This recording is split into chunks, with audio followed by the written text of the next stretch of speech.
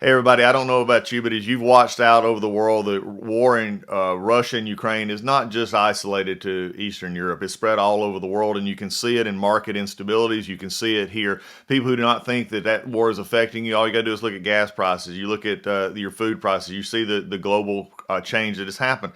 But you know something that's also affected investments as well. And I've said all along, legacy precious metals is your navigator. They're the ones that see you through to get to the next level.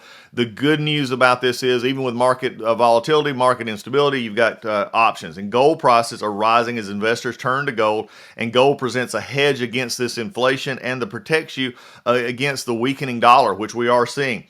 Legacy Precious Metals is the only company I trust to deal with gold and silver and the other precious metals.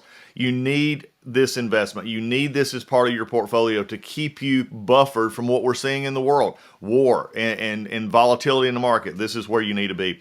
Call Legacy Precious Metals today. Be proactive about this. Get on board with it. Call them at 866-528-1903, 866-528-1903, or you can download their free investor's guide at legacypminvestments.com. legacypminvestments.com, your navigator in a volatile world of investments. Do you want to listen to a podcast? By who? Georgia GOP Congressman Doug Collins. How is it? The greatest thing I have ever heard in my whole life. I could not believe my ears.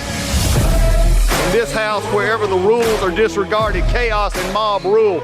It has been said today, where is bravery? I'll tell you where bravery is found and courage is found. It's found in this minority who has lived through the last year of nothing but rules being broken, people being put down, questions not being answered, and this majority say, be damned with anything else. We're going to impeach and do whatever we want to do. Why? Because we won an election. I guarantee you, one day you'll be back in the minority and it ain't gonna be that fun.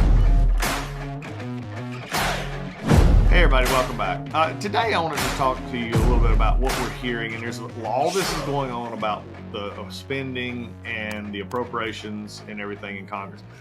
Today's going to be one of those days where I'm going to sort of try, if I can, I'm just going to take the curtain and peel it back. I'm going to show you, as a member of Congress, what this is happening right now, why it's happening, and just sort of give you some terms that you may or may not know.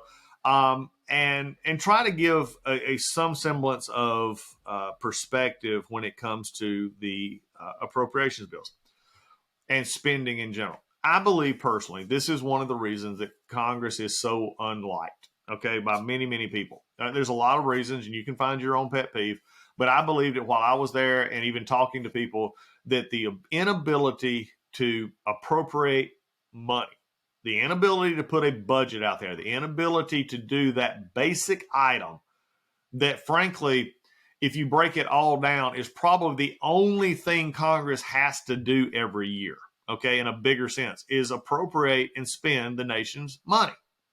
And if you can't do that, then people are going to have problems with you, okay, because there's a simple reason for that. You get into the esoteric discussions of trade policies and the criminal code, the civil liabilities. You go into natural gas and energy productions and all that goes along. People can get lost in the shuffle. Okay, they may not have a base of reference for that. They don't know how to engage in it because it's not something they ever done.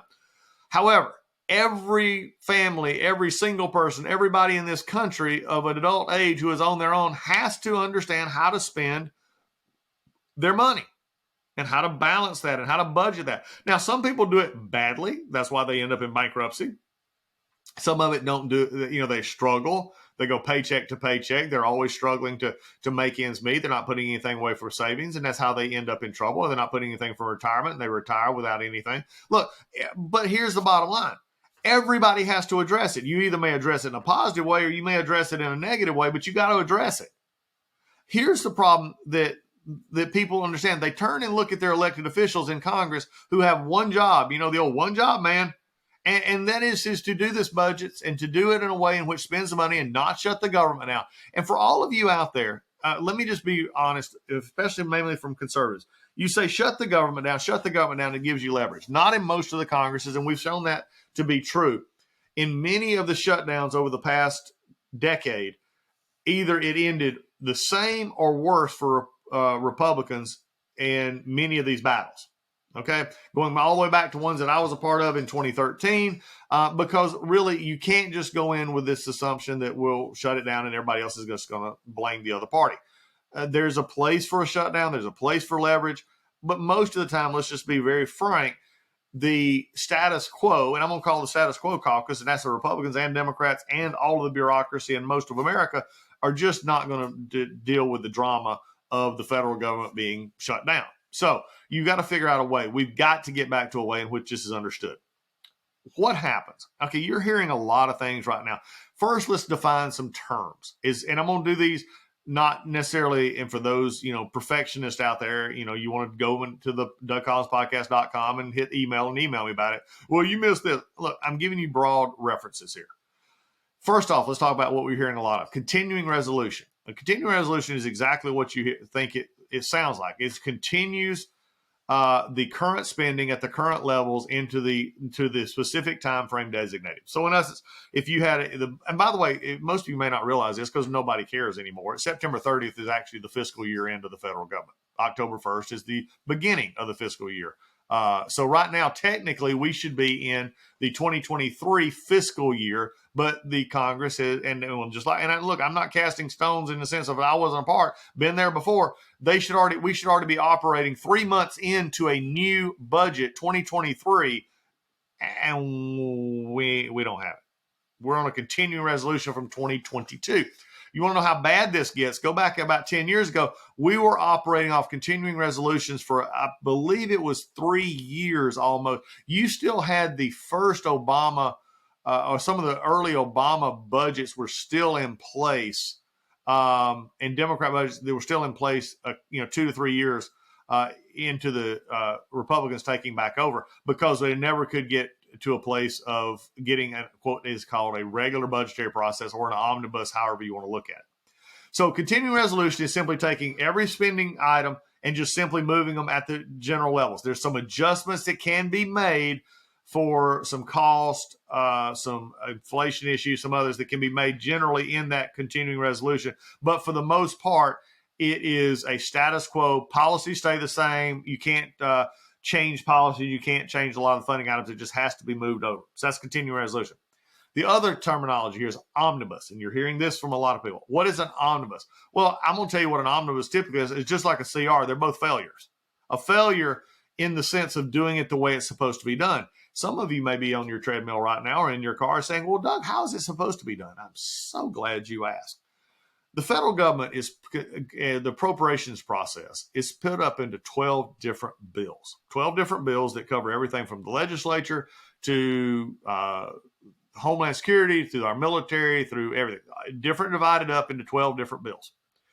The funding for those bills goes through the Appropriations Committee and different subcommittees in which you have whoever is in the majority has a subcommittee leader or a vice chair of the appropriations, one of the appropriations of the 12 appropriations bill. They're typically called cardinals. That's become the terminology used in the House for the leader, the chairman of these subcommittees. And then you have a chairman of the Appropriations Committee as a whole. They are supposed to, every year, get together with a budget document that sets the number or the top line number on how much we'll spend on the defense and how much we spend on non-defense related items. These are both called the discretionary budget. I'm trying to go slow here because I want you to understand this is where most people get messed up. The discretionary budget under what we spend right now is only about 10 to 15% of the total spending of our government. Okay, well, if you take it back, maybe 16% if you include defense into that.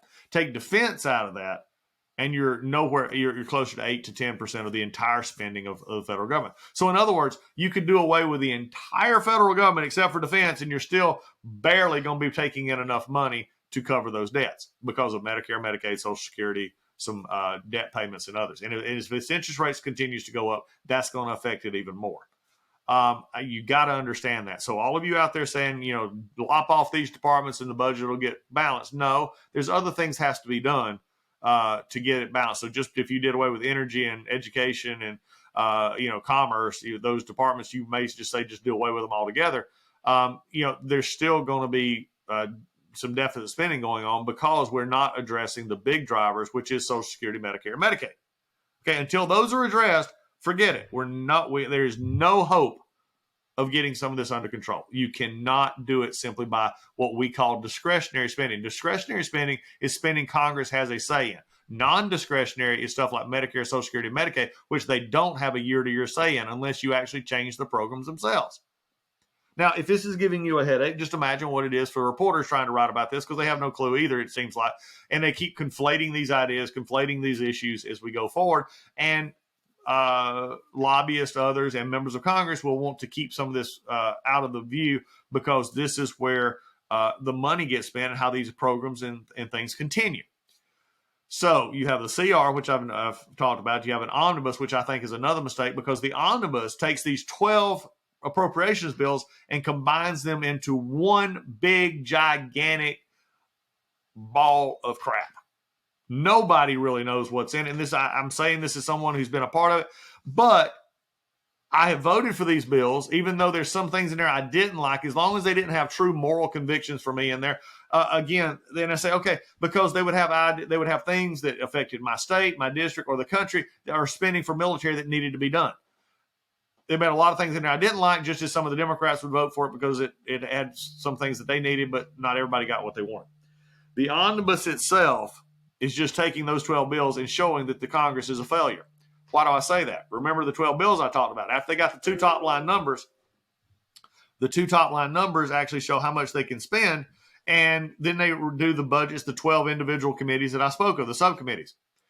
They bring, what should happen is each of those bills should be brought to the floor and then amended by the other members of the House Representatives and passed as a standalone bill, sent to the Senate, in which they will then, in their appropriations committee, do the same thing.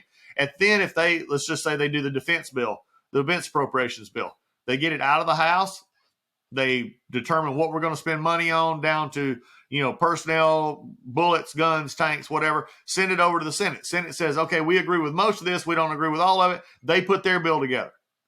Then what you do is you come together in a conference committee, which means you got members of the House, members of the Senate, who come together in appropriations and then hammer out what the solution is. When they hammer out the solution, then the conference committee comes back to the House and to the Senate. You vote it up or down. No amendments, just up or down. That's what's supposed to happen. It should happen. That's the way regular order, which I hear a lot of my Republican colleagues talk about all the time. We need to get back to regular order. Well, that is regular order. It doesn't mean you're going to get everything you want. It doesn't mean that the House is going to get everything they want. It doesn't mean the Senate's going to get everything they want. But in the end, the American people get a budget, get an appropriations bill that funds a specific set of the government that has been vetted, that has been went through, and been voted on by the people sent there to do it. That's not happening. Hasn't happened. We have not passed 12 appropriation bills since this new process came in, approximately 50 plus years ago. We've done it like 3 or 4 times since the 70s, folks. This, even by Washington standards, this is broken. What will typically happen or possibly happen is if you have the continuing resolution, you have the omnibus, then you get this hybrid animal called the cromnibus. The cromnibus is a CR and an omnibus put together. In other words, if you can get agreement on 5 or 6, 7, 8 even of the appropriations packages from these different committees, but you're having trouble getting agreement on 2 others, or if you had 8, you had 4 more, then what you do is you put a new bill together, which has new numbers, new priorities, new policies, new everything in the omnibus part of that, and you attach a CR for the other 4 departments. In other words, those other 4 departments will simply go through the next year or the next short time frame, however long they put it, in being under the old numbers. Now, if it's an omnibus part of that, it would go to the next September. So the new budget year or the budget year would be fulfilled, and that would have to be redone then and by September 30th. The CR could go, you could have those departments and hold those out for individually for a week at a time, till the next time you try to pass it again. So I'm trying to let you understand all this talking going on, the hand wringing, the dread and everything that's going on about what's going on in appropriations, because it is such a complex issue, but it's very much easy in the fact that it's just mainly a failure that I want you to understand it. The CR, the omnibus, the cromnibus, these are your main vehicles. Now, the way it should be is 12 bills pass, 12 bills go to the Senate, 12 bills probably go to conference, and then 12 bills come back to the House and the Senate, and then 12 bills get sent to the president, and in which he can veto them or not. Okay, that's fairyland. At this point in time, my producer James should be, putting into the background music, the music from Cinderella walking through the woods. It just doesn't happen that way. Because we, through politics, through what the base of our parties, both Republican and Democrats, think about it, we have trouble getting these done. We just don't get it done. Now, there are times in recent memory where the House has passed 5, 6, 7 or more of these individual appropriations bills, sent them to the Senate, and the Senate doesn't pass them.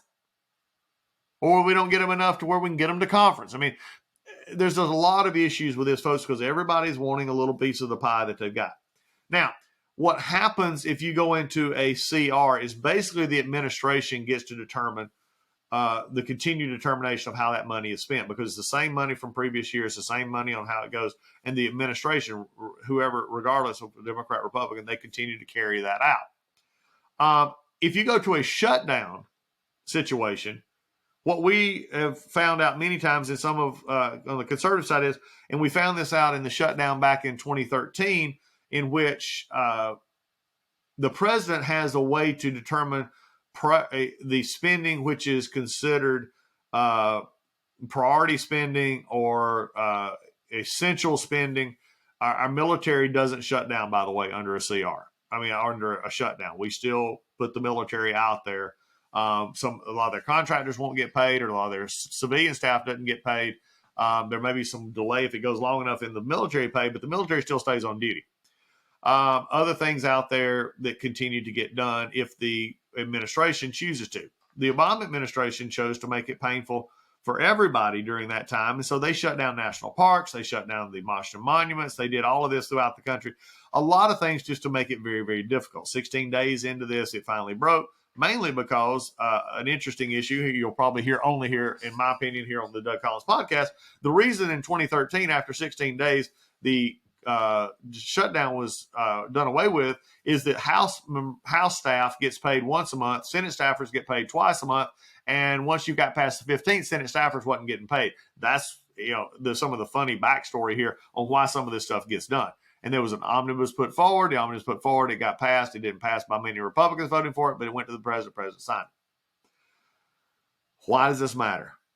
There are some definite downturns to using anything other than the way that it's supposed to be. If you're supposed to use the 12 bills, that's what should happen. And, really, there's no other way around it. I mean,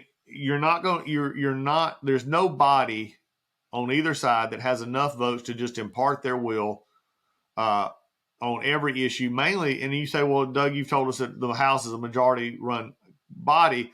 Whoever's in the majority should be able to do it. Well, the answer is they should be able to, but just as we've talked about in this podcast, Kevin McCarthy trying to get 218 out of 222 Republicans to commit to him to voting for Speaker.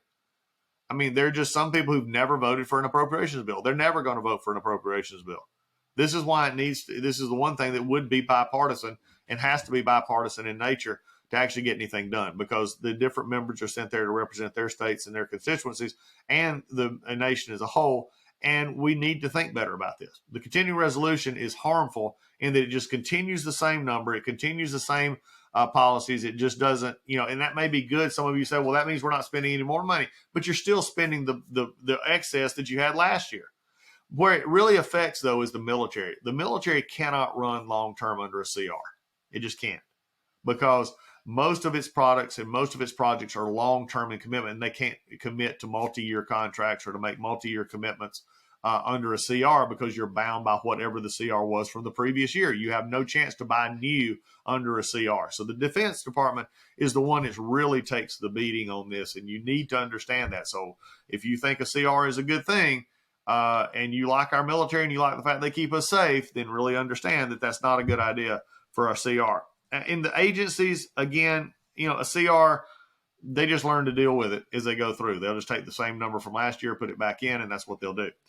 The Cromney Omnibus, as you would, same thing it just depends on which which appropriations bills get passed under which. If you're in defense and you get passed under the omnibus, then you'll have new priorities. You'll have new money to spend. You'll have new money to purchase the planes and equipment, ships, and others. If for some reason the DOD was CR'd, you wouldn't be able to do that. This is where it really gets into a problem, folks, and you got to understand this. The answer out there is just not shut the government down. The answer is not just simply pass a continuing resolution. It's being discussed now that if we can't come together on a discussion, we'll just pass a CR until next September 30th, which, frankly, doesn't do anybody any good.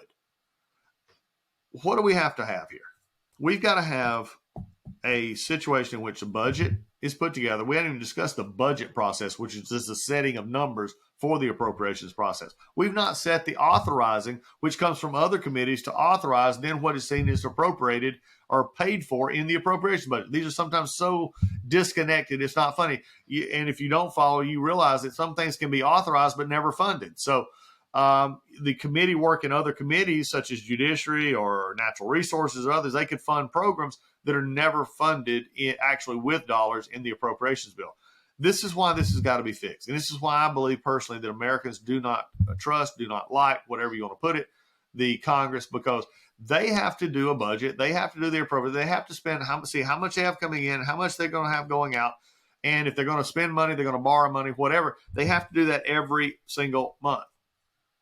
Congress can't even seem to do it for once a year.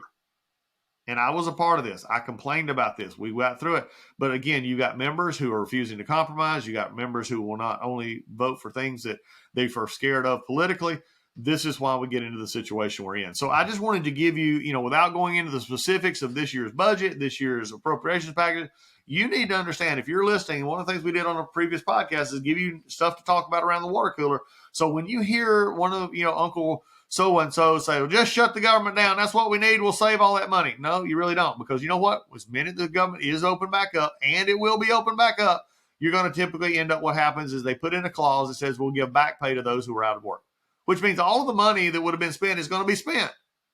So if you say, well, we'll shut it down and we'll use the leverage to get what we want, in all fairness, with an objective eye, go back and look at what the shutdowns have done for either party in the last 10 years. They've not accomplished the big things. They've not accomplished the, quote, mandatory sweeping cuts. In fact, if anything, we went back to 2012 when you had the sequestration from out of that failed committee, in which actually began for about a 4-year process to absolutely devastate our military. Folks, this has real-world consequences. Back in 2017, we literally had most of the F-18 fleet could not fly. Because sequestration, although we were cutting our spending, although we were cutting it down, it was done so in a very ham-handed way in which you were cutting the meat in some areas, the fat in some areas, but you were cutting meat and bone in other areas. You can't just simply, I hear people all the time say, well, let's just go ahead and cut 20% off the top of the budget, 20% of what we had last year, cut it all off. That's a terrible idea. Because you got some programs like defense and others that are taking up a lot more part of the bill. If they're having to take 20% off and then you take the other part of the discretionary, which is everything else, and they take 20%, well, they can divide it over multiple departments and agencies, whereas defense has to take it all from their own self. This is why sequestration didn't work. This is why some of these programs in which you just take a bottom line top off the top and do it. Some agencies may need the funding they're getting. Some may need to be cut. I think there's a big downsizing that could occur, but it has to happen in a proper way. So during this holiday season, and even after the first year, and you start to keep hearing these names, CR and Omnibus and Cromnibus, all this thrown around, I wanted you to have the information to know what this looks like. I wanted to peel it back as a former member to let you know what happens here. This is not the way it should be happening. This is a failure on both parties' perspective to get anything done. Now, does it play well for partisan politics? I guess you can make your points, but at the end of the day, are you making a point or are you getting anything done? And I think this is the problem that we're facing right now in this country, in which there's too many people wanting to get their point across instead of getting anything done. And you don't see that anywhere else any better than in our appropriations process, deciding how we spend the country's money to protect ourselves and do the functions that government is supposed to do. So there's you some information. I hope it helps at your next time around the water cooler, or maybe at the family get-togethers or the friends down the street. You'll have something and you'll be knowledgeable on how you talk about it. It's Doug Collins. We'll see you next time on the podcast. Hey folks, MyPillow is excited to bring to you their biggest bedding sale ever, and just in time for Christmas. For a limited time, you're going to get the Giza Dream bed sheets for as low as $29.98, a set of pillowcases for only $9.98, and rejuvenate your bed with a MyPillow mattress topper for as low as $99.99. $99.99. Get a mattress pillow topper. Look, they come in all sizes. They got all kinds of stuff. Blankets. They've got duvets. They got quilts. They got comforters. They got body pillows. They got bolster pillows. They got all at big, big discounts. And also, they're extending their money-back guarantee for Christmas until March 1, 2023, making them the perfect gift for your friends, your family, and for everyone you know. Folks, and just from a personal note here, I have the Giza Dream sheets. They're on my bed right now. I slept on them last night. Some of the best sheets that we and Lisa and I have ever owned. They are worth, I mean, at this price, they're a steal. My wife and I have bought bed sheets, linens at much higher cost. It's supposedly much higher quality. These from MyPillow are at the highest of quality, and at a price like this, you can't beat it. So go now to MyPillow.com, use promo code Collins, COLLINS, or call 1-800-986-3994, and you'll get huge discounts on all the MyPillow bedding products, including the Giza Dream bed sheets for as low as $29.98, and get all your shopping done while qualities last. And remember, put in that promo code Collins for these discounts.